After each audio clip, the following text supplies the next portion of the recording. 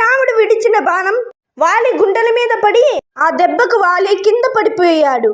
అప్పుడు రాముడు, లక్ష్మణుడు, సుగ్రీవుడు, మంత్రులు అక్కడికి వచ్చారు. అప్పుడు వాలి, ధర్మం తెలిసిన వాడివి, పరాక్రమం ఉన్న వాడివి, నీతో కాకుండా ఇంకెవరితో అటువైపు తిరిగి యుద్ధం చేస్తుంటే ఇంత ధర్మవంతుడివైన మీరు చెట్టు చాటు నుండి బాణం వేసినారు.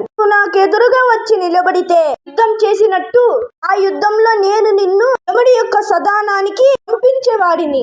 రామయ్య, మీ భార్య కోసం అడవులలో వెతుకుతూ ఉన్నావు కదా, ఈ భార్యను ఎత్తుకుపోయిన రావణాసుడిని ఆ కింకరుడు నీవు నాకు చెప్పింటే పశువును ఈడ్చుకుంటూ వచ్చినట్టు రావణాసుడి మెడలో ఆసం వేసి నీ కాళ్ళ ముందర పడేసేవాడిని. అటువంటిది నాకు చెప్పకుండా అన్నే గెలవలేని సుగ్రీవుణ్ణి ఆశ్రమించి ఇతను ఎలా తెచ్చుకోగలవు? సుగ్రీవుని కోసం నన్ను చంపావు. కిరాయి హత్య కాదా? నువ్వు చంపడానికి కారణం ఏమిటి? నువ్వు చేసినవి దోషాలు కావా? జవాబు చెప్పు. వాలి రాముడిని ప్రశ్నించాడు. ఇంకో విషయం